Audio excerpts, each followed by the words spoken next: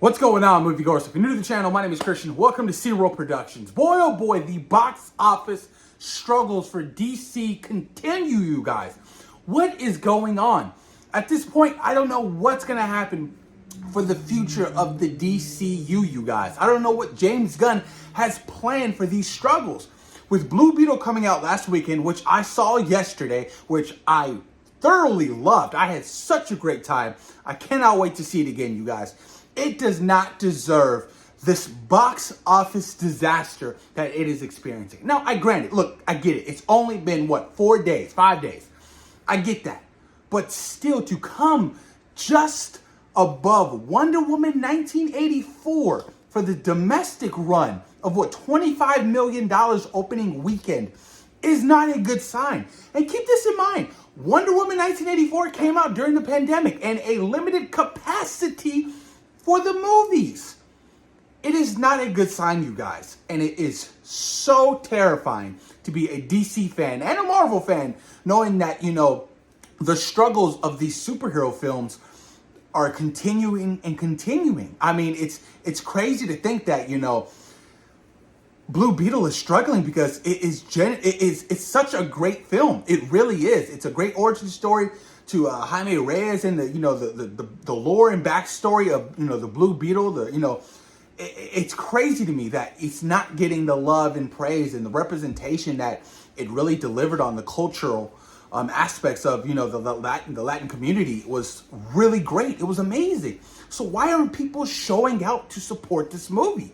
Are DC fans just in general just not excited anymore for any DC projects? Like, does that come into it?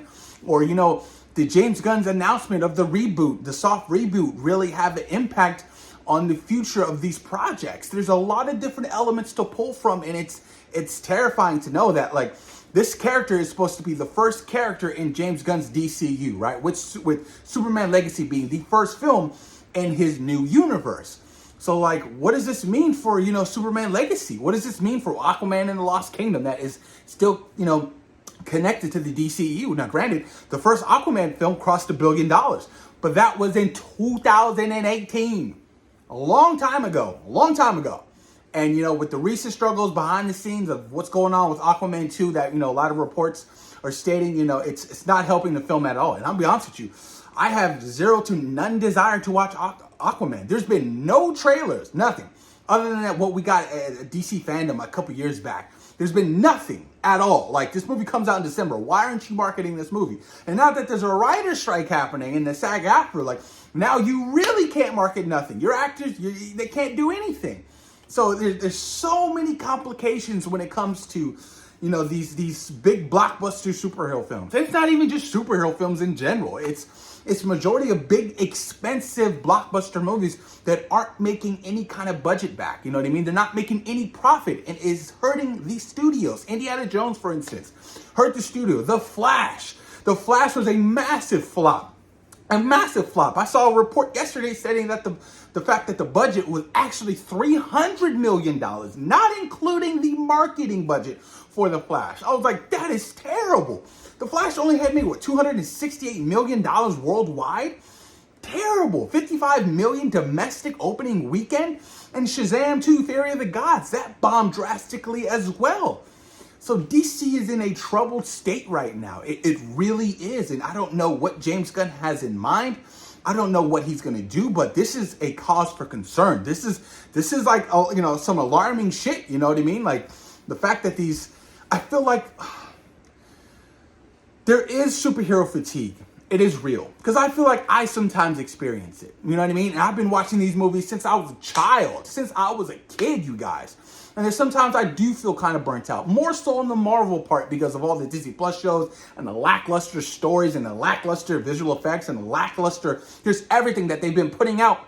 And the post Avengers Endgame saga or post Infinity War saga, it's been really hit or miss. You know what I mean? So that does come into play. Superhero fatigue is real, you guys, and it sucks for Blue Beetle. I mean, Blue Beetle only cost about $105 million to make, but will it even make its budget? That's it sucks, man, because that film is so extraordinary. It's so much fun. If you guys haven't seen it, please go watch Blue Beetle. You won't be disappointed. It was such a blast. It really was.